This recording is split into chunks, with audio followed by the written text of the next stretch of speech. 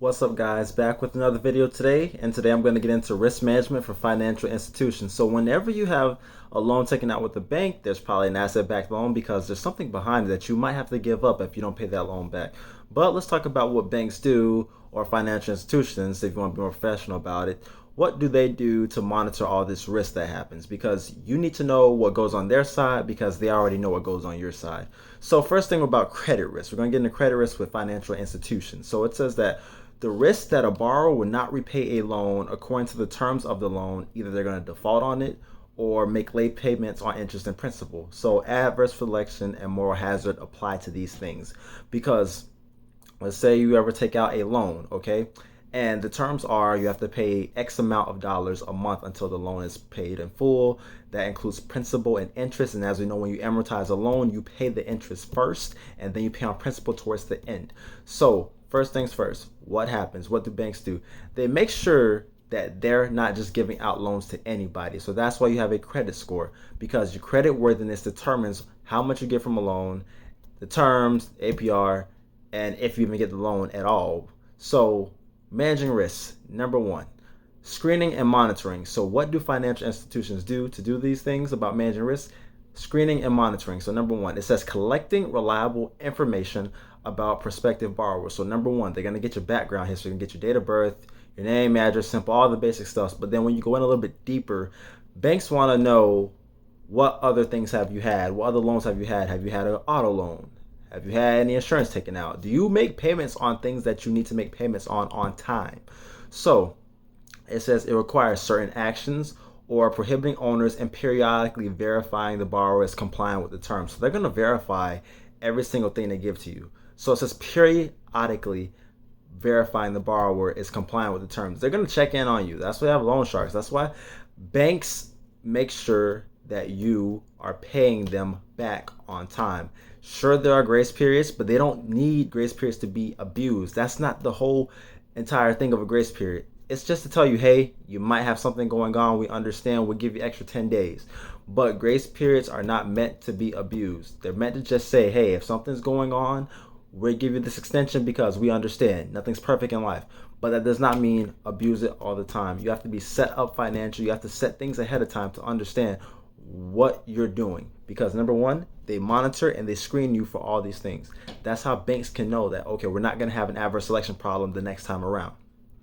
Two, specialization and lending. So the second thing about monitoring that risk is that it's easier to collect data on local firms and firms in specific industries. So it allows better prediction of problems. So that means that they will go and sector themselves or sector certain firms and specific industries to understand, okay, where does the credit risk lie? What industry or what firms have the highest credit risk? So that we may have to charge them a higher percentage rate or may not just lend to them at all. So after screening and monitoring, banks are going to say, okay, we're going to sector off things and we're going to find out where does the problem lie specifically. What industry is the most probable to having credit risk? What firms are the most probable to not paying back their things on time? Number three, so after they go ahead and specialize in lending, okay, you might get a loan. Number three, monitoring and enforcement. So the first one, screening and monitoring. Second one, specialization and lending. Number three is monitoring and enforcement. So monitoring and enforcement says writing protective covenants into loan contracts, actively managing them to ensure no risks are taken at the bank's expense. So this is where the moral hazard comes into play. So as we know, moral hazard happens after the fact. So let's say you get a life insurance policy taken on you and you act a fool. That's moral hazard because you're saying, okay, now I'm covered. But there's certain parameters that go along. See, banks have protective covenants to protect themselves because banks aren't just going to say, okay, here is a loan, we're going to give this to you. No, they're going to say, here is a loan, but these are our parameters. These are our responsibilities required from you that you need to take care of. Because if you want this loan to be in your favor, or you want this loan to be taken out the right time and the right place for you, we are going to write something that's going to help protect us on our end, because we're not just going to give out free money. A loan is not free money. A loan is to help you. A loan is to say, hey, you can pay this over time. You may not be able to afford this full in cash, but you are able to pay this over time eventually. So whenever, like for example, say if you're a human being and you want somebody saying, okay, I want to borrow money from you because they don't want to go to a bank. So somebody gives you, say $500. So you're going to want that $500 back. as in you give it to them. So they're like, yeah, I want $500. They're asking you for that. And you say, yeah, you don't have to pay me interest, but I need it back at a certain point. You want somebody to pay you back. So you may not have anything written for it, but at the same time, you are making sure it's enforced. Like, hey, are you able to get this money back in a week, 2 weeks? Are you able to pay me back, $100 per week, 5 weeks, etc., etc.? You're going to want that money back unless you're just gracious enough to give it to somebody. But still, regardless of the fact, if somebody is borrowing money from you and you want it back so bad, you're going to enforce it. Be like, hey, you have my money. Hey, where's the money? Banks do that too. They are largely kept banking institutions for a reason. They have lots of monies for a reason because they too have to circulate money. They too have to get paid. They too have to make money off of money, just as we want to. So the main thing is about number 3 is that they will write protective covenants to cover themselves on the back end.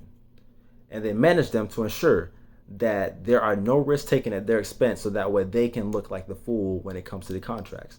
So number 4, long-term customer relationships. Past information on customers provide easier and valuable information to determine credit worthiness. So quickly for this one is that if you're a past customer that's taking out loans and the banks know that you're responsible and that you pay things off on time, early, whatever, etc., it's easier for them to go ahead and say, okay, this is the pattern and trend of our customers that are able to pay things off on time. So your credit worthiness, here, you're proof of this loan. We don't care. We know you'll pay it back. We know you might use one grace period. We know you might not use any grace periods. But the thing is, the banks understand that, hey, once you build things up over time, and this goes for credit scores too. Once you build up things over time, you pay on time, you pay early, you pay it all in full. They say, okay, you know what you're doing. You are financially responsible to pay off a loan. Here goes another loan, higher amount, less of an interest rate, or maybe it's a little bit more of an interest rate, but here, we're going to give you more because we trust you. So that's what happens with long-term relationships. You have to build up that credit worthiness. You have to prove that you're worthy for that loan. Number 5, loan commitments are arrangements where the bank agrees to provide a loan up to a fixed amount wherever the firm requests the loan. Whenever. So basically, your loan commitment is that, hey, the banks, and that goes back to number 3, when the right protected covenants for monitoring and enforcing, is that the bank will agree to provide a loan up to a fixed amount. They're not just going to say, hey, unlimited amount. No, they're going to say, hey, this amount, this percentage rate, you pay that interest off first, and then you pay the principal at the end, or you're going to pay it off in full whenever you get it back within the next month, etc., etc. So banks are making sure that, hey, we are going to commit a certain amount to you, and you need to understand this is the amount we need back or a little bit more. So now, number 6 is collateral. So collateral is the pledge of assets that must be surrendered if a loan term is not met. That's why we have asset-backed loans, because they say, okay, here, we're going to give you this amount, but in turn, we're going to put something on your car, we're going to put something on your jewelry, we're going to put something where we can take back in case you do not pay this off in full. So let's say you pledge your car, and then that's part of the loan agreement. Say, okay, you guys can take this, you guys can take that. So you don't pay the loan back in time. You say you have a $20,000 loan. You only pay about $2,000 of it. They're gonna say, okay, we're gonna need something back from that. So they're gonna liquidate your assets. They're gonna take your car, and the bank owns your car now, which they probably already own the loan on the car unless you finance it somewhere else. But now the bank is gonna take your assets because they say, if you're not paying it off with cash, we're gonna liquidate that and go to an auction. And we're gonna get our money back. That's how they do it. Number 7 is compensating balances, are that reserves that a borrower must maintain in an account that acts as collateral should they default. So basically, long story short, is that when you have a balance in your account that's going to be used as collateral if you don't pay off something in time, the banks can take that too. So it's reserved. So basically, they're saying, okay, you have a $5,000 loan you took out. You only paid $3,000 of it. You have $4,000 in your bank account. You don't have anything else you want to pledge. We're going to use that $2,000 of that $4,000 in your bank account, and we're going to take it. So that's what banks do. They have to get their money back because, like I said, you will want your money back too. So banks have to do the same exact thing. Number 8, last one, is credit rationing. Lenders will refuse to lend to some borrowers regardless of interest they're willing to pay, because just for the fact that if there's an adverse selection problem, they're saying we're not going to pick these people because they're not worthy. You can have all the money, but if you're going to keep defaulting on these things, we're not going to give it to you, because banks do not want to look like a fool. They want to be very, very credible, and credibility goes down when they just loan out to anybody.